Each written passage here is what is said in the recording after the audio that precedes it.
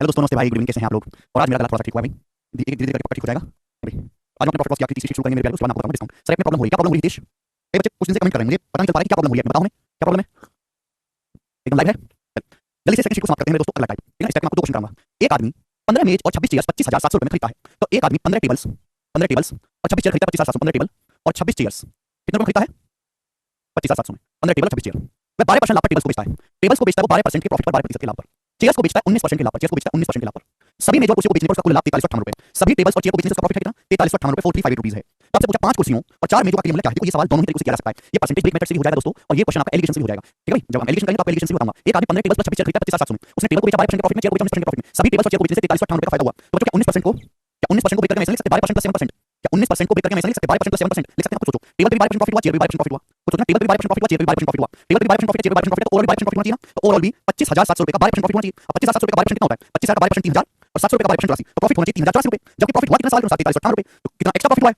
Minus करेंगे 4, 15 में 7 गया 7 और 2 1274। ये 1274 रुपए एक्स्ट्रा प्रॉफिट हुआ है मेरे दोस्तों, एक्स्ट्रा प्रॉफिट। आप बोलोगे हां जी सर, ये एक्स्ट्रा प्रॉफिट क्यों हुआ है? क्यों ये एक्स्ट्रा प्रॉफिट हुआ है? तो आप कहोगे सर, आपने 26 चेयर को 19% के लाभ पर बेचा है। इन 26 चेयर पे आपने 7% एक्स्ट्रा प्रॉफिट कमाया है। इन 26 चेयर पे आपने 7% एक्स्ट्रा प्रॉफिट कमाया है। तो 26 चेयर्स के प्राइस का 7% ही 1274 रुपए है। इन 26 चेयर्स के क्रिया मूल्य का 7% ही 1274 है। तो 1% कितना है? 1% आएगा 7 के 7 7 के 56 7 2 14 182। तो 100% की वैल्यू कितनी है? 18,200 रुपए। यानी कि मैं कह सकता हूं कि 26 चेयर के सीपी का 100% 18,200 रुपए, कि 26 चेयर 18,200 रुपए की है।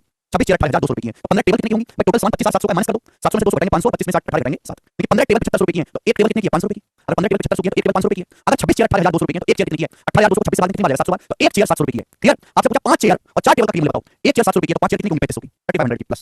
एक टेबल 500 रुपए की है तो 4 टेबल कितनी की होंगी? 2,000 रुपए की। तो टोटल सामान आएगा 3500 प्लस 2,000 5500 रुपए का। डी ऑप्शन आंसर है। ये है परसेंटेज ब्रेक मेथड। समझ में आया? बेस्ट क्वेश्चन है। हमने परसेंटेज में सिखाया वाला तरीका, हमने परसेंटेज में सिखाया वाला तरीका याद है किसी को? परसेंटेज ब्रेक मेथड सवाल होगा पॉपुलेशन वाला। आगे चलेंगे, एक और क्वेश्चन ऐसा ही, फिर मेरे दोस्त आपको लास्ट टाइम पढ़ाऊंगा, उसका होने वाली शीट 37 सवाल। बहुत बेहतरीन सवाल है मेरे दोस्तों ये वाला भी। ये एसबीआई पीओ के पेपर का सवाल है। एसबीआई, हां, इसका बेसिक परसेंटेज में पढ़ा दिया मधु हमने, ठीक है ना। आधे घंटे बेसिक पढ़ा परसेंटेज में, परसेंटेज ब्रेक मेथड का। ठीक है जी, चलिए। प्रॉफिट लॉस की 3 शीटें भाई। एक दुकानदार के पास कुल 2600 टॉफियां हैं। उसने 910 टॉफी 9.6% प्रॉफिट पर बेची, 650 टॉफी 15.6% प्रॉफिट पर बेची, 780 टॉफी 14.6% प्रॉफिट पर बेची, और बाकी टॉफियों को शेष टॉफियां 13.6% प्रॉफिट पर बेची। यदि उसका कुल प्रॉफिट, देखो सवाल में क्या रखा है, यदि उसका कुल प्रॉफिट 4,056 रुपए है तो फिर प्रत्येक टॉफी की कीमत का पता लगाना है, प्रत्येक टॉफी का कॉस्ट प्राइस निकालें। सवाल में आपको टोटल प्रॉफिट रखा है। अगर मुझे ये पता लग जाए कि सारी टॉफियों पर प्रॉफिट कितना हुआ, कितने परसेंट प्रॉफिट हुआ, तो सॉल्व हो जाएगा। एक दुकानदार के पास कुल 2600 टॉफियां हैं, कुल 2600, जिसमें से 910 टॉफी बेची हैं। 910 टॉफी, हमें लिखना है दोस्तों टॉफी।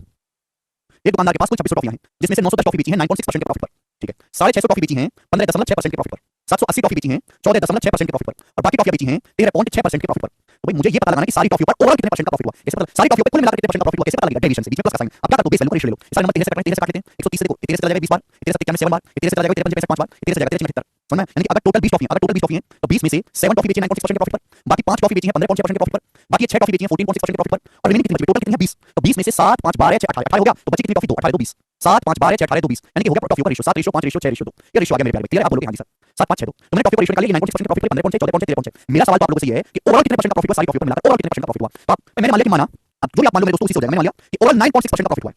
मैंने मान लिया डेविएशन सिखाया हुआ है। डेविएशन दो है, डेविएशन और सक्सेसिव परसेंटेज चेंज। परसेंटेज में पढ़ा बेटा, और पूरा चैप्टर पूरा मैथमेटिक्स में इस्तेमाल होगा, पीछे नहीं छोड़ेगा। 9.6% का प्रॉफिट मैंने मान लिया 9.6% का प्रॉफिट हुआ ओवरऑल, ठीक है। 9.6 से कंपेयर करेंगे 9.6 15.6 9.6 कितना ज्यादा है? 6 ज्यादा है। अब 5 30%। भाई मैंने माना 9.6% का प्रॉफिट है तो 14.6 कितना ज्यादा है? 9.6 से 5% ज्यादा है। कितना ज्यादा? 5 6 5 30। मैंने माना 9.6% का प्रॉफिट है 13.6 कितना ज्यादा है? 4%। तो दो टॉफी पर 4% एक्स्ट्रा, यानी कि 2 4 8। तो 6 5 30 प्लस 30 60 60 और 8 68%। तो 68% का एक्स्ट्रा प्रॉफिट है। ये जो भी एक्स्ट्रा प्रॉफिट है सारी टॉफी में बचेगा। टॉफी है कितनी? 7 5 12 18 2 20 टॉफी है, बटे 20 20 से 60 जाएगा 3.4 बार। तो 9.6 में 3.4 जोड़ेंगे तो 12 और 13 13%, यानी कि ओवरऑल आपको कुल मिलाकर 13% का लाभ हुआ। समझ बच्चों? सारी टॉफियों पर कुल मिलाकर आपको 13% का लाभ हुआ, सारी टॉफियों पर कुल मिलाकर। कैसे निकालना है? डेविएशन से। आप कहोगे सर हमको कैसे पता चलेगा कि पहले ओवरऑल प्रॉफिट निकालना है? पता ऐसे चलेगा कि साल में दिया क्या है? कुल लाभ 4,056 रुपए, कुल प्रॉफिट है 13% सारी टॉफी पर। तो प्रॉफिट 13% सारी टॉफी पर, प्रॉफिट है कितना सारी टॉफी पर मिलाकर? 4,056 रुपए बराबर कर देंगे इक्वल। तो 13% के 4,056 है मेरे दोस्तों, ये सारी टॉफी पर 4,056 रुपए का प्रॉफिट है, परसेंट में 13%। तो 1% की वैल्यू कितनी है? 13 की 39 13 कम 13 बचा 2 312 रुपए। 100% की वैल्यू कितनी? 31,200 रुपए। यानी कि सारी टॉफियों का जो टोटल क्रिया मूल्य है वो 31,200 रुपए। सारी टॉफियों का जो टोटल सीपी है, जो टोटल क्रिया मूल्य है वो 31,200 रुपए सारी टॉफियों का। लेकिन आपसे ये नहीं पूछा सारी टॉफियों का प्राइस बताओ, आपने पूछा प्रत्येक टॉफी की कीमत, एक टॉफी की कीमत का पता लगाना है। ये सारी टॉफी कितनी? टॉफी तो हमारे पास कुल 2600 है ना, हमारे पास कुल कितनी टॉफी है? 2600। 2600 टॉफियों का प्राइस 31,200 है। तो एक टॉफी का प्राइस कितना होगा? चलो एक टॉफी का प्राइस कितना होगा? 2600 से भाग करेंगे तो 26 26 5 12 रुपए। तो 12 रुपए की एक टॉफी भाई साहब, ये ऑप्शन सवाल का बहुत बेहतरीन सवाल है। ये बैंकिंग के पेपर का लेवल है, एसबीआई का। हालांकि सवाल मैंने इसलिए करवाया कि इस लेवल का एसएससी पेपर पूछ सकता है। 80% हो गया सिवा, ये बताएंगे। नेक्स्ट सवाल नंबर आपके सामने 38। अच्छा, एक चीज मैं आपको पूछना चाहूंगा कि जैसे हमने percentage, ratio, time and work, time spend, distance, pipe and cistern, रेश, ये सारे चैप्टर जो हमने पढ़े हैं, क्या आप लोगों ने साथ साथ रिवीजन भी किया है? ये केवल पढ़ के छोड़ दिए हैं? हमने अर्थमेटिक के जो बड़े बड़े चैप्टर खत्म करे हैं, क्या आप लोगों ने इनका रिवीजन भी किया कि बस ऐसे ही पढ़ के छोड़ दिए हैं? अगर मैं आपसे आज कोई टाइम स्पेंड, डिस्टेंस का या ट्रेन का, बोट एंड स्ट्रीम का सवाल पूछ लूं तो आप कर पाओगे? समस्या ये है कि जैसे हम आगे बढ़ते पीछे का भूलते जाते हैं, तो पीछे के चैप्टर्स का रिवीजन करना बहुत जरूरी है। और मैंने सब कुछ पढ़ाया है। जो भी मैं कहता हूं भैया जो बैच में करवा दिया वही सब कुछ, उसके अलावा कुछ नहीं करना।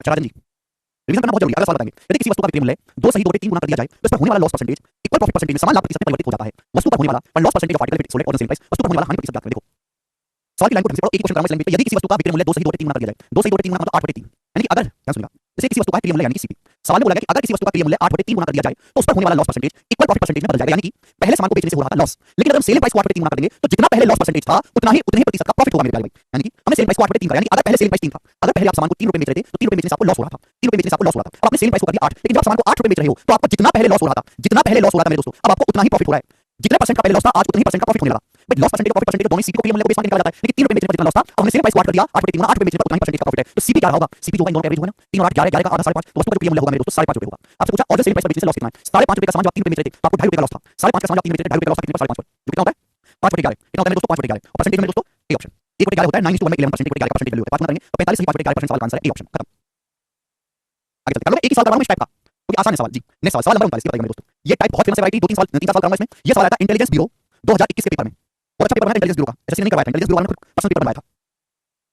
Current affair gulab jamun senior class में मेरी पार्टी अच्छा करेंगे कहां से करो बच्चों। एक दुकानदार कुछ नुकसान पर एक प्रोडक्ट बेचता है, एक दुकानदार एक प्रोडक्ट को एक वस्तु को बेचता है कुछ नुकसान पर, if reduce the selling price of product by 5%, यदि वस्तु का विक्रय मूल्य 5% कम कर दिया जाए तो उसका लॉस 4% बढ़ जाएगा, उसका नुकसान 4% बढ़ जाएगा। At what loss percentage sales product, इस नुकसान पर मैं अपना प्रोडक्ट अपना उत्पाद अपनी वस्तु को बेचता है। ध्यान से सुनिएगा मेरे दोस्तों, जैसे जैसे पेन है, इस पेन को मैं 100 रुपए में बेचता हूं तो मुझे कुछ प्रॉफिट होता है, प्रॉफिट हो सकता है लॉस भी हो सकता है। ध्यान से सुनो मेरे प्यारे भाई, जैसे पेन है, इस पेन को मैं 100 रुपए में बेचता हूं, 100 रुपए बेचने पर मुझे प्रॉफिट हो सकता है लॉस भी हो सकता है। अब इस पेन को 100 रुपए की बजाय मैं 120 रुपए में बेचने लगूं, 100 रुपए की बजाय 120 रुपए बेचने लगूं मैं पेन को, यानी कि मैं पेन का सेलिंग प्राइस अगर 20 रुपए बढ़ा दूं तो प्रॉफिट भी 20 रुपए बढ़ जाएगा कि नहीं। ध्यान से सुनिएगा, सेलिंग प्राइस लिखा, सवाल को ढंग से पढ़ो, सेलिंग प्राइस क्वेश्चन को ढंग से पढ़ो, ध्यान से सुनिएगा। यानी कि सिंपल सा लॉजिक लगाओ कि सेलिंग प्राइस में जितना चेंज करोगे वस्तु पर होने वाले प्रॉफिट या लॉस में भी उतना ही चेंज आएगा। क्लियर है, सेलिंग प्राइस में चेंज बहुत सिंपल सा लॉजिक है, इस लॉजिक से आप सवाल को कर सकते हो। सेलिंग प्राइस में चेंज इक्वल टू वस्तु पर प्रॉफिट भी हो सकता है लॉस भी हो सकता है, प्रॉफिट और लॉस के अमाउंट में चेंज, प्रॉफिट होगा तो प्रॉफिट, लॉस होगा तो लॉस। किसी वस्तु के विक्रय मूल्य में जितना चेंज करोगे प्रॉफिट या लॉस में भी उतना ही चेंज होगा। क्लियर है, इसमें कोई समस्या या तो मेरी बात को सुनते नहीं कि मैं कितनी मेहनत से कितनी जोर देकर बात समझा रहा हूं, संजय ये बात समझे कि नहीं जो मैं तुमसे बोली। भाई जैसे पेन, इस पेन को मैं बेचता हूं 100 रुपए में, 100 रुपए बेचने का सपोज मुझको प्रॉफिट होता है। अगर मैं इस पेन को 120 रुपए बेचने लगूं, एग्जांपल सुनिए, मैं इस पेन का 20 रुपए महंगा बेचने लगूं, पेन का सेलिंग प्राइस 20 रुपए बढ़ा दूं तो मेरा प्रॉफिट 20 रुपए बढ़ जाएगा। कोई दुकानदार वस्तु का विक्रय मूल्य जितना बढ़ाएगा उसका प्रॉफिट उतना ही बढ़ जाएगा।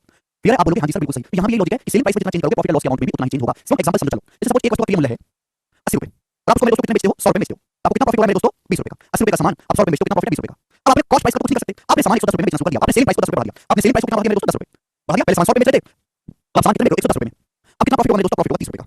तो प्रॉफिट कितना बढ़ गया, वस्तु पर होने वाला प्रॉफिट कितना बढ़ गया, पहले 20 रुपए का प्रॉफिट था अब 30 रुपए का प्रॉफिट है, पहले 20 रुपए का मुनाफा था आज 30 रुपए का मुनाफा है, तो प्रॉफिट कितना बढ़ गया 10 रुपए बढ़ गया, यानी कि वस्तु की सेलिंग प्राइस को जितना बढ़ाओगे प्रॉफिट भी उतना ही बढ़ जाएगा। बात क्लियर है, सेलिंग प्राइस में चेंज जो है किसी वस्तु के विक्रय मूल्य में चेंज करोगे वही वस्तु पर होने वाले प्रॉफिट लॉस में उतनी ही रुपए का चेंज होगा। एग्जांपल से मैंने आपको समझा दिया। आज मतलब इंटेलिजेंस ब्यूरो खुफिया विभाग की नौकरी समझ में आया।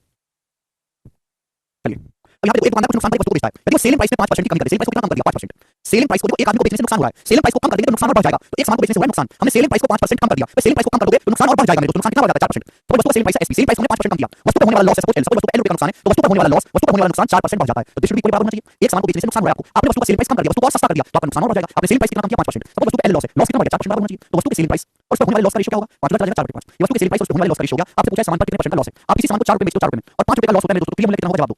आप एक सामान को 4 रुपए में बेचते हो और 5 रुपए का नुकसान होता है, 5 रुपए का नुकसान होता है तो मेरे दोस्तों क्रिया मूल्य कितना होगा 9 रुपए, सीधी 9 रुपए होगा, 9 रुपए के सामान पे 5 रुपए का लॉस होगा तभी तो 4 बेचोगे और लॉस कितना होगा मेरे दोस्तों आपको 5 रुपए का, तो 9 रुपए के सामान पे 5 रुपए का लॉस होगा, परसेंटेज में कितना 55 1 बटे 11.1%, 5 बटे 9 55.5% का लॉस, सी ऑप्शन सवाल का आंसर है। बहुत बेहतरीन है, यही बेसिक बेटे से ये बेसिक मैंने आपके सामने लिखा और ये एग्जांपल मैंने आपको पढ़ाया। प्रॉब्लम ये है कि इतने दिन की छुट्टियों के दौरान आप सब कुछ भूल गए हो, कितनी पढ़ाई करी आपने छुट्टियों के दौरान, कितना रिवीजन करा, कितने सवाल प्रैक्टिस करे, कितने नोट्स खंगाले आपने, कितना कॉपी में नोट्स पर रिवीजन करा आपने, कितने फॉर्मूले रिवाइज करे। ये बात तुमको समझ में आती है कि वस्तु को 4 रुपए में बेचने पर हमको 5 रुपए का नुकसान हुआ तो उसका क्रिया मूल्य 9 रुपए होगा। ये बात समझ में आती है, ये बात समझ में आती है, क्यों पढ़ रहे हो भाई, इतनी सिंपल सा लॉजिक मैंने बोला आपसे, इतना सिंपल सा लॉजिक सारे बुद्धि में डाल नहीं सकते आप, क्यों नहीं डालते। एक सेलिंग प्राइस में चेंज बराबर प्रॉफिट या लॉस के अमाउंट में चेंज, सेलिंग प्राइस में जितना चेंज होगा प्रॉफिट लॉस के अमाउंट में भी उतना ही चेंज होगा,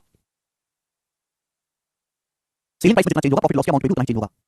मुझे तो ये समझ नहीं आता कि जब आप लोगों को मेहनत करनी ही नहीं है तो आप सरकारी नौकरी की तैयारी क्यों कर रहे हो, जब आप लोगों को मेहनत करनी ही नहीं है नौकरी लगाने लायक तो आप उसकी तैयारी कर क्यों रहे हो, बताओ क्यों कर रहे हो तैयारी।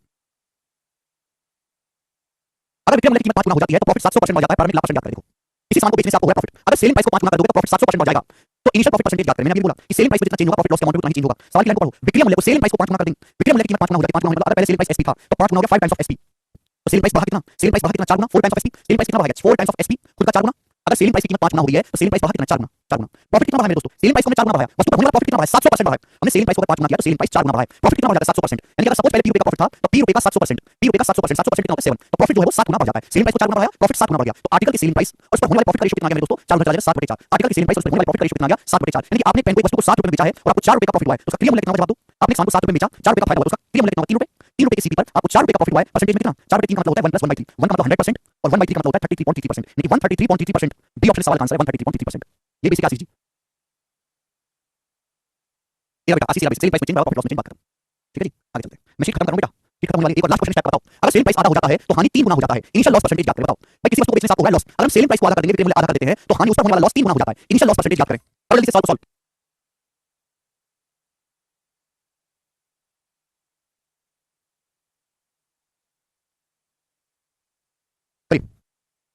श्रेया अगर कोई चीज 5 गुना हुई है तो बढ़ी तो 4 गुना है ना, मेरी इनकम दुगनी हो जाए तो बढ़ी तो 1 गुना है ना, अगर विक्रय मूल्य आधा हो जाता है तो लॉस 3 गुना हो जाता है, विक्रय मूल्य आधा हो गया यानी अगर पहले सेलिंग प्राइस एसपी था तो सेलिंग प्राइस हो गया सेलिंग प्राइस बटे 2 आधा हो गया, सेलिंग प्राइस आधा हो गया तो सेलिंग प्राइस कितना कम हुआ हाफ, अगर सेलिंग प्राइस आधा हो गया तो सेलिंग प्राइस कम कितना हुआ मेरे दोस्तों एसपी बटे 2, अगर सेलिंग प्राइस आधा हो गया तो सेलिंग प्राइस में कितना चेंज आया ये सेलिंग प्राइस एसपी से एसपी बटे 2 हो गया तो कितना कम हो गया एसपी बटे 2, लॉस 3 गुना हो जाता है यानी कि पहले एल रुपए का लॉस था तो अब 3 गुना 3 एल रुपए का लॉस है तो लॉस कितना बढ़ गया मेरे दोस्तों, लॉस कितना बढ़ गया 12 दुगना, पहले एल रुपए का लॉस था तब 3 गुना लॉस है 3 एल रुपए का लॉस बढ़ा कितना 12 यानी कि सेलिंग प्राइस कितना कम हो गया आधा, लॉस कितना बढ़ा दुगना, लॉस 3 गुना हुआ है लेकिन लॉस बढ़ा कितना दुगना, यानी कि मेरे दोस्तों सेलिंग प्राइस को आधा किया गया, लॉस सेलिंग प्राइस आधा हो गया और लॉस कितना बढ़ गया डबल बढ़ गया, बराबर होना चाहिए तो आर्टिकल के सेलिंग प्राइस और उस पर होने वाले लॉस का रेशियो क्या आएगा 2 ऊपर चला जाएगा 2 दूनी 4 बटा 1, आर्टिकल के सेलिंग प्राइस और उस पर होने वाले लॉस का रेशियो आएगा 4 बटा 1, आपसे पूछा इनिशियल लॉस परसेंटेज, आप किसी सामान को 4 रुपए में बेचते हो और आपको 1 रुपए का नुकसान होता है तो उसको प्रीमियम कितना होगा 5 रुपए के सामान पे 1 रुपए का नुकसान होगा तब 4 रुपए में सामान का प्रीमियम 5 है, 5 रुपए के सामान पे आपको 1 रुपए का लॉस है इनिशियली, परसेंटेज में कितना होगा 20%, तो 20% सवाल का आंसर है ए ऑप्शन करेक्ट है।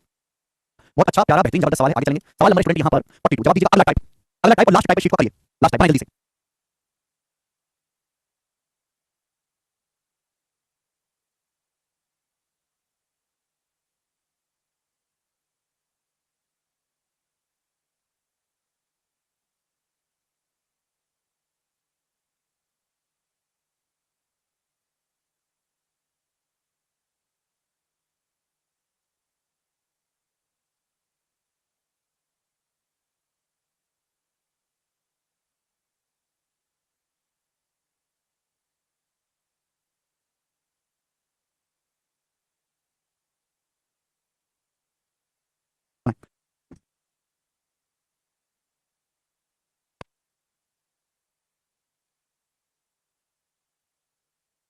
एक कलम का सेलिंग प्राइस 171 रुपए है, यदि उसका क्रिया मूल्य एक कलम का विक्रय मूल्य 171 है, यदि उसका क्रिया मूल्य प्रॉफिट परसेंटेज का संख्यात्मक मान समान है तो क्रिया मूल्य क्या करो, 42 बहुत बेहतरीन सवाल है, अगर इस टाइप का कोई क्वेश्चन आएगा तो आप हमेशा ऑप्शन से सॉल्व करोगे, क्या करोगे इसको ऑप्शन से सॉल्व करेंगे, जो ऑप्शन सेटिस्फाई करेगा वही इसका आंसर होगा। जैसे एक कलम का सेलिंग प्राइस विक्रय मूल्य 171 रुपए बोला है उसका कॉस्ट प्राइस क्रिया मूल्य तथा प्रॉफिट परसेंटेज की न्यूमेरिकल वैल्यू सेम है, यानी कि जो आर्टिकल का कॉस्ट प्राइस है आर्टिकल पे उतने ही परसेंटेज का प्रॉफिट हुआ है मेरे प्यारे भाई, जो आर्टिकल का सीपी है उतने ही परसेंटेज का प्रॉफिट हुआ है, यानी कि एग्जांपल के लिए सपोज किसी आर्टिकल का क्रिया मूल्य 70 रुपए तो 70% ही प्रॉफिट हुआ है, तो वस्तु के क्रिया मूल्य उसके प्रॉफिट परसेंटेज की न्यूमेरिकल वैल्यू सेम है, सेलिंग प्राइस 171 वस्तु का विक्रय मूल्य 171 आपसे पूछा क्रिया मूल्य क्या होगा, तो एक एक ऑप्शन को चेक करना पड़ेगा, जैसे अगर पहला ऑप्शन लेगा 75 रुपए अगर वस्तु का क्रिया मूल्य 75 रुपए है तो अगर इसमें 75% प्रॉफिट लूंगा 75 को 75% बढ़ाऊंगा तो डेसिमल में चला जाएगा दशमलव में, तो ये तो आंसर हो नहीं सकता 171 आएगा, ये आंसर होगा नहीं, ऐसे 95 को अगर 95% बढ़ाऊंगा ये भी दशमलव में चला जाएगा, ये तो होगा नहीं, अब 90 लेता हूं, अगर मैं क्रिया मूल्य को 90 मानता हूं 90 की सीपी आपका 90 है तो 90% प्रॉफिट होना चाहिए, अब 90 का 90% होता है 81 नॉन में 81 90 का 90% 81 90 81 लूंगा 170 बना के सेटिस्फाई करेगा संतुष्ट करेगा तो 90 ही सवाल का आंसर हो जाएगा, तो ये टाइप ऐसा है जो आपको ऑप्शन से ही करना है, बेसिक मैं आपको जरूर बताता हूं हर एक सवाल का मेरे प्यारे भाई मैं बेसिक भी नहीं सुनना चाहते वाला उससे नीचे कुछ पढ़ना इनको, ये सवाल आपको बेसिक से करना है तो आपको एक्स मान के करना पड़ेगा, कैसे कि एक वस्तु का सेलिंग प्राइस 170 रुपए है, कॉस्ट प्राइस जो प्रॉफिट परसेंटेज के बराबर है तो क्रिया मूल्य क्या होगा, तो मैंने मान लिया कि वस्तु का क्रिया मूल्य x है, हमने मान लिया कि वस्तु का क्रिया मूल्य x है मेरे दोस्तों, अगर वस्तु का क्रिया मूल्य x है और विक्रय मूल्य है 171 रुपए तो प्रॉफिट कितना होगा, कितना परसेंट प्रॉफिट है, प्रॉफिट ये इसको इस मान के निकाला जाता है सीपी को क्रिया मूल्य को, वस्तु का क्रिया मूल्य कितना माना मैंने x रुपए मेरे दोस्तों, x रुपए के समान पे कितना प्रॉफिट है भैया 171 माइनस x परसेंटेज में कितना इनटू 100%, परसेंटेज प्रॉफिट आ गया मेरे दोस्तों, आप बोलोगे हां जी सर बिल्कुल सही, परसेंटेज प्रॉफिट कैसे निकालते हैं selling price minus cost price बटे कॉस्ट प्राइस इनटू 100% ये होता है प्रॉफिट परसेंटेज, क्लियर आप बोलोगे हां जी सर बिल्कुल सही कोई परेशानी नहीं, प्रॉफिट परसेंटेज हो गया, अब सवाल में साफ बोला है कि जो कॉस्ट प्राइस है उतना ही प्रॉफिट परसेंटेज हुआ है, अगर कॉस्ट प्राइस x है तो प्रॉफिट भी कितना है x%, कॉस्ट प्राइस अगर x है तो प्रॉफिट भी कितना है x%, सीपी को x माना है तो प्रॉफिट भी x% है मेरे प्यारे भाई, तो ये बन गई यहां से इक्वेशन, जब आप इसको सॉल्व करोगे यहां से तो क्वाड्रेटिक इक्वेशन बनेगी द्विघात समीकरण 100 के अंदर वहां रहेंगे 100 के अंदर वहां रहेंगे मेरे प्यारे भाई, तो ये आपके सामने क्वाड्रेटिक इक्वेशन बनेगी, इस क्वाड्रेटिक इक्वेशन को जब मैं सॉल्व करूंगा तब आपका आंसर आएगा इस क्वाड्रेटिक इक्वेशन को सॉल्व करने पर हैं, और आप बुढ़े हो जाओगे सवाल जो है सॉल्व करते करते, हालांकि इजी है आपका समय बहुत खराब होगा, ये आपको नहीं करना है, तो ऐसा जब भी सवाल है बेसिक व्यापार में आप ऑप्शन से सवाल को उड़ाइएगा, ठीक है जी, जैसे मैं एक और क्वेश्चन लेता हूं आपके सामने, बताओ बच्चों इसका क्या आंसर है बनाएं।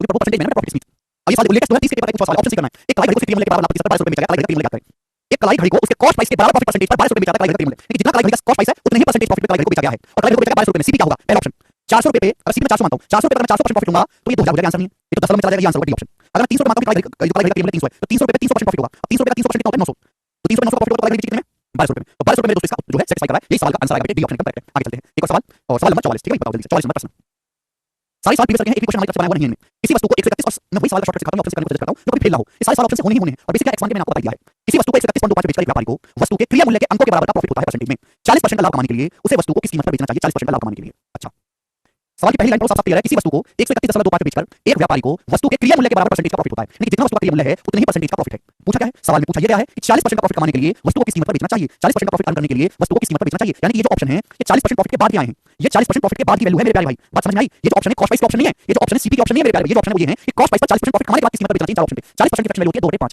यानी कि वस्तु का सीपी अगर 5 है तो 5 पे 2 का प्रॉफिट है यानी कि 7 यूनिट, ये जो ऑप्शन है 7 यूनिट की वैल्यू है, ठीक है 7 तो 100 तो 7 से कटता नहीं 75 कटता है, अगर मैं 140 मानूंगा तो सी भी आएगा 100। अगर मैं के लिए मूल्य को 100 मानता हूं, 100 पे 100% का प्रॉफिट होगा तो 200 आएगा, 130 2 आएगा नहीं, तो ये ऑप्शन तो नहीं हो सकता। यानी कि ऑप्शन होगा कौन सा, सी वाला करेक्ट। कैसे भाई 40% प्रॉफिट कमाने के बाद सपोज वस्तु को 105 बेचते हैं तो 7 यूनिट की वैल्यू 105 रुपए है, 15 गुना, तो वस्तु का के लिए मूल्य क्या होना चाहिए, 75 रुपए। 75 होना चाहिए ना भाई। थर्ड ऑप्शन के हिसाब से, तीसरे ऑप्शन के हिसाब से वस्तु का के लिए मूल्य कितना आएगा, 75 रुपए आएगा। थर्ड ऑप्शन के हिसाब से वस्तु का के लिए मूल्य कितना आएगा, 75 रुपए आएगा। और 75 रुपए के सामान पे अगर मैं 75% का प्रॉफिट कमाता हूं तो भाई साहब बिल्कुल 131.25 आना है। 75 का 75% कितना होता है, 75 का 75% होता है 56.25, 75 का स्क्वायर ऐड करना तो 131.25 आ रहा है, बिल्कुल सेटिस्फाई कर रहा है आंसर है। इसमें आपको थोड़ा सा दिमाग लगाना होगा, पहले यहां से सीपी निकालना होगा मेरे प्यारे भाई, ठीक है बच्चों। सीपी 105 जो है 40% प्रॉफिट कमाने के बाद की वैल्यू है, सीपी होगा 75 75% प्रॉफिट कमाएंगे 131.25 आएगा। ये दोनों ऑप्शन तो समझ नहीं वाले होगी, साथ का मल्टीपल देखना था आपको। लास्ट क्वेश्चन करके बताएंगे, 45 सवाल मैं आपको सोचने का समय देता हूं, करो जरा। नहीं सुनील बताएं।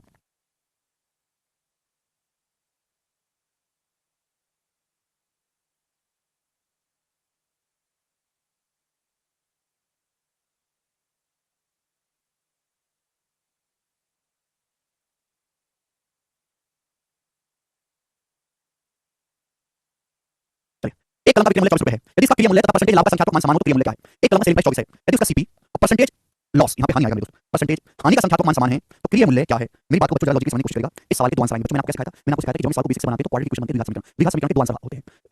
दोनों के दोनों आंसर जो पॉजिटिव आएंगे तो इसकी वजह से लॉस वाले सवाल के दो आंसर होते हैं। ऐसा सवाल आएगा ना इसमें कॉस्ट प्राइस जो लॉस परसेंटेज के बराबर है, तो ऐसे सवाल के दो आंसर होते हैं, ठीक है बच्चों। हम करेंगे आज भी ऑप्शन से। एक कलम का सेलिंग प्राइस 24 है, वस्तु का क्रिया मूल्य लॉस परसेंटेज की न्यूमेरिकल वैल्यू के समान है तो क्रिया मूल्य क्या होगा। मैं पहला ऑप्शन लेता हूं 30, 30 रुपए का 30% 9, 30 पे 9 का प्रॉफिट लॉस कराओगे 30 में देंगे नहीं। सभी 20 से ये 24 का सेलिंग प्राइस 24 है तो कॉस्ट प्राइस 24 है ज्यादा होगा, ये वाला ऑप्शन है सी। अगर मैं सी ऑप्शन मानता हूं कि कॉस्ट प्राइस 60 है, 60 रुपए पे 60% का लॉस, 60 का 60% होता है 36, तो सामान कितने में बिकेगा 24 में। 40 मानता हूं तो 40 का 40% कितना होता है 16, 40 पे 16 का लॉस तो सामान कितने में बिकेगा 24 में। सी ऑप्शन राइट हो जाएगा, सेटिस्फाई करेगा। ये था मेरे दोस्तों आपका सेकंड शीट, और उसमें आज की क्लास में आपको तीन टाइप समझाएं। होल्ड और प्रॉफिट लॉस की आखिरी तीसरी शीट लगाता हूं, ठीक है।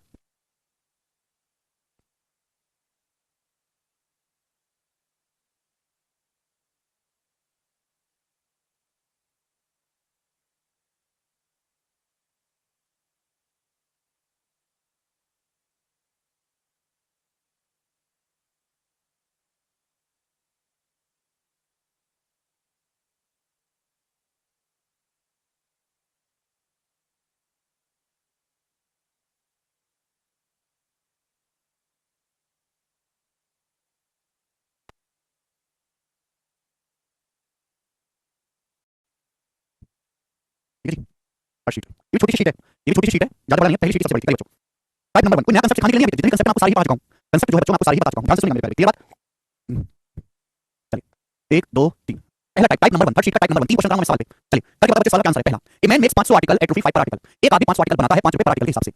He fixes the selling price to selling price को तरीके से फिक्स करता है। If only 400 articles are sold, he would have made a profit of 20% on the outlay. एक आदमी ने 500 वस्तुएं बनाई, अब उसने सेलिंग प्राइस पे 500 वस्तुएं एक आदमी ने बनाई तो आदमी का खर्चा क्या हुआ है, 500 वस्तुओं को बनाने के ऊपर टोटल 500 आर्टिकल बनाने में खर्चा हुआ है। उसने सेलिंग प्राइस को तरीके से फिक्स किया है कि वस्तु का सेलिंग प्राइस उस प्रकार से उसने अंकित किया है कि यदि वो 400 वस्तुओं को बेच दे तो उसे 20% का लाभ हो जाए। यानी कि वो 400, जैसे एक आदमी ने 500 वस्तु बनाई और 500 वस्तुओं को बनाने में उसका टोटल खर्चा आया हुआ है 100%, लेकिन उसने सेलिंग प्राइस इस तरीके से रखा है हर एक वस्तु का कि 400 आर्टिकल को बेचकर ही वो 20% का प्रॉफिट कमा लेता है। 100% पे 20% का लाभ कमा लेता है कि 400 आर्टिकल को वो 120% में बेचता है, 400 आर्टिकल को कितने में बेचता है 120% में सेल कर देता है। जबकि 80 वस्तुएं खराब हो जाती हैं, बनाई थी 500 वस्तुएं, 500 में से 400 वस्तुओं पर बेचकर ही वो 20% का लाभ कमा लेता है।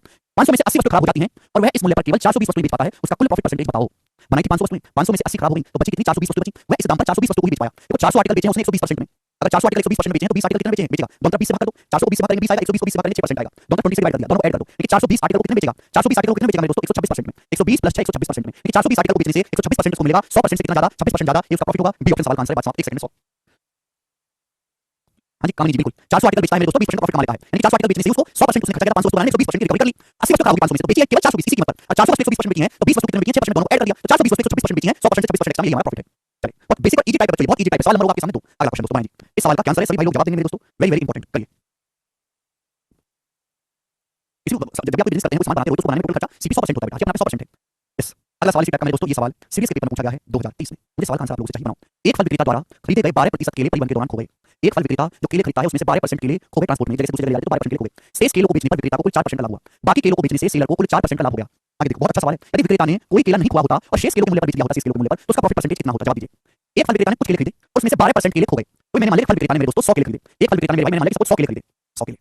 एक फल विक्रेता ने, मैंने मान लिया कि बच्चा 100 केले खरीदे, 100 केलों में से 12% केले खो गए, किसने चुरा लिए, तो बचे कितने केले, 100 का 12% कितना होता है 12 केले, 100 में से 12 केले खो गए तो बचे 88 केले। तो 88 केलों को बेचने से 4% का लाभ हुआ। कितना लाभ हुआ 4%। भाई केले खरीद के लाभ हुआ 100%, सभी केलों का जो केले मूल्य 100% है, 100% पे 4% का लाभ हुआ, यानी कि केले बिके कितने में है 104% में केले बिके। आप बोलोगे हां जी सर, बोला ये गया है यदि कोई केला नहीं खोया होता और बाकी केलों को भी उक्त मूल्य पर बेचता तो कितना परसेंट का प्रॉफिट होता। अगर कोई केला नहीं खोया होता, बाकी के 12 केले भी अगर इसी दाम पर बेचे जाते, बाकी के 12 केले भी, तो मेरे दोस्तों कितने परसेंट का प्रॉफिट होता, जवाब दीजिए। बाकी के 12 केले भी इसी दाम पर बेचे जाते, यानी कि अगर हम 100 के 100 केले 100 के 100 केले इसी दाम पर बेचते तो कितने परसेंट का प्रॉफिट होता, ये पूछा गया। अगर 88 केले 104% बिके तो एक केला कितने में बिका है, अगर 88 केले 104% में एक केला कितने में बचे 88 में, 100 केले कितने मल्टीप्लाई 100% बिकेंगे नहीं, सारे के सारे 100 केले। आप बोलोगे हां सर, किस जगह 8 से 13 बार, किस जगह 8 से 11 बार, अब 1300 को 11 से भाग देंगे तो 100 यानी 100% प्लस 200 बटे 11 आ जाएगा, 100% प्लस 200% बटे 11 हो जाएगा। आप बोलोगे हां सर 1300 को 11 से भाग देंगे तो 100, 1100 प्लस 200 1300 हो जाएगा, यानी कि अगर 100 किलो किसी कीमत पे बेचोगे तो सामान कितने में बिकेगा, 100% से कितना एक्स्ट्रा, 100% से एक्स्ट्रा, ये आपका प्रॉफिट है। 200 बटे 11 200 बटे 11 मतलब सी ऑप्शन, 28 से 2 बटे 11%, 200 बटे 11% का प्रॉफिट होगा ऑप्शन नंबर सी 18 से ही 2/11%।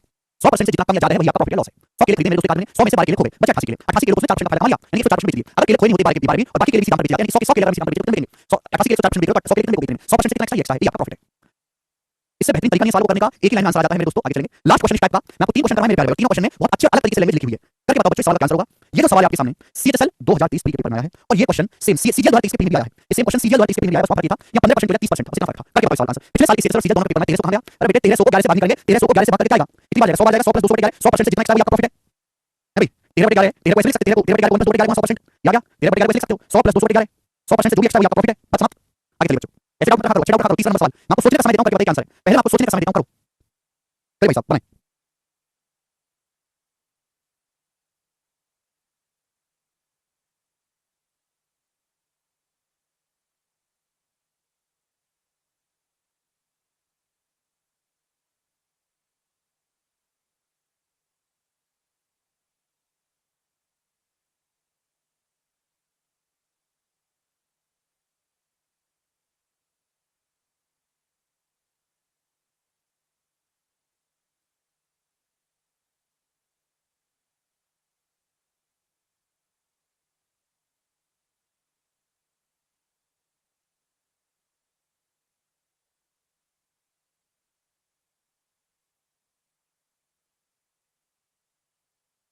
बनाइए। सुखेन ने बिक्री के लिए कुछ खराब होने वाली वस्तु खरीदी। सुखेन ने बिक्री के लिए कुछ खराब होने वाली वस्तु खरीदी, लेकिन उसमें से 15% वस्तु बेची नहीं जा सकी और खराब हो गई। हालांकि सुखेन बाकी वस्तुओं को कीमत पर बेचने में कामयाब रहा, जिससे उन्हें 19% का कुल लाभ कमाने में मदद मिली। सुखेन ने प्रत्येक वस्तु के लागत मूल्य से कितने प्रतिशत अधिक पर प्रत्येक वस्तु बेची जो खराब नहीं हुई? सुखेन ने प्रत्येक वस्तु के लागत मूल्य से कितने प्रतिशत अधिक पर प्रत्येक वस्तु बेची है जो खराब नहीं हुई? इस सवाल को बच्चों मैं आपको दो तरीके से बताऊंगा, बताओ किस तरीके से बताएं जी। सुखेन ने बिक्री के लिए कुछ खराब होने वाली वस्तु खरीदी, लेकिन उनमें से 15% वस्तु बेची नहीं जा सकी, खराब हो गई। लेकिन सुखेन बाकी वस्तु की कीमत पर बेचने में कामयाब रहा, जिससे उसे कुल 19% का प्रॉफिट कमाने में मदद मिली। सुखेन ने प्रत्येक वस्तु के लागत मूल्य से कितने प्रतिशत अधिक पर प्रत्येक वस्तु बेची है जो खराब नहीं हुई है? इस सवाल को करने के दो तरीके हैं। पहला तरीका, 15% की फ्रैक्शन वैल्यू होती है 3/20, 5% 1/20, 15% 3/20। यानी कि ऐसे समझो कि एक आदमी ने जैसे टोटल 20 वस्तु खरीदी, जैसे सबसे पहला तरीका डेविएशन है। एक आदमी ने टोटल 20 वस्तु खरीदी, कितनी वस्तु खरीदी? 20 वस्तुएं।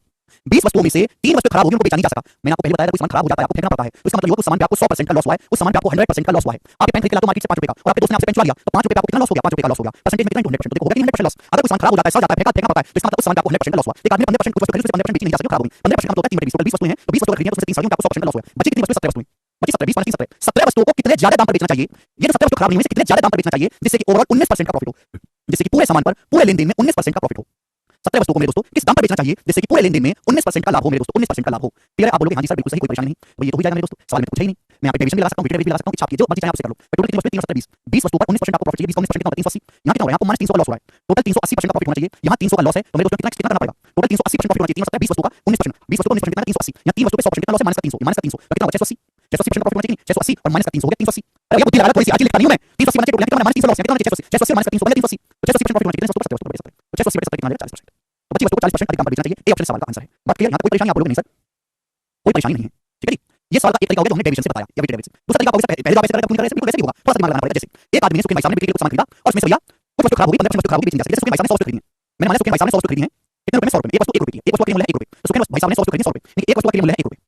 तो सुखेन भाई साहब ने मान लिया 100 वस्तु खरीदी है, एक वस्तु 1 रुपए की, तो 100 वस्तु 100 रुपए की। 100 में से 15% वस्तु खराब हो गई, बेची नहीं जा सकी, तो बची कितनी? 100 में से 15 तो खराब हो गई, बची 85 वस्तु। कितनी वस्तु बची? 85 वस्तु बची। तो 85 वस्तुओं को इस कीमत पर बेचा है कि कुल 19% का लाभ मिला। उसने 85 वस्तुओं को ही इस कीमत पर बेच दिया जिससे 19% का कुल लाभ मिला। बताओ सुखेन ने वस्तु खरीदी कितनी? 100 रुपए की। 100 रुपए पे सुखेन ने 100 वस्तु खरीदी ना, 100 रुपए में 19% का लाभ हुआ, यानी 85 वस्तु बेची कितनी? सुखेन ने 119 रुपए में। 100 रुपए का सामान खरीदा था मेरे दोस्तों, सुखेन ने बेचा कितने में? मेरे प्यारे भाई 119 रुपए, 19% का लाभ हुआ। 100 पे 19% का लाभ हुआ 119 में। तो सुखेन ने 85 वस्तु 119 में बेची है। तो सुखेन एक वस्तु कितने की देगा? जवाब दो। एक वस्तु कितने की देगा? जवाब दीजिएगा। आप कहोगे सर 70 पंजे 85, 70 7 119, 7 बटे 5 1.4 रुपए की। सुखेन एक वस्तु 1.4 रुपए की दे रहा है। सुखेन ने वस्तु खरीदी 1 रुपए की, वो वस्तु को बेच रहा है 1.4 रुपए की। कितना ज्यादा? 1 रुपए से 1.4 कितना ज्यादा? 40%। तो सुखेन खराब ना होने वाली वस्तु को 40% ज्यादा कीमत पर बेच रहा है। इस सवाल का दूसरा तरीका हो गया, बात समाप्त।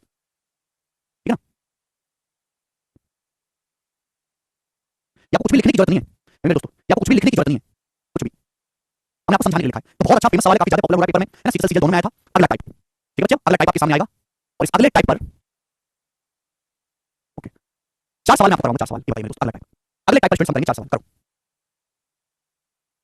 अरे 85 वस्तु 119 रुपए की, तो एक कितने की है? 70 5 7 5 7 5 7 5 1.4 होता है, ठीक है जी। तो अगला टाइप मैं आपको कल बताता हूं, आज हम कहीं छोड़ेंगे, अगला टाइप हम कल करेंगे, ठीक है जी। चलिए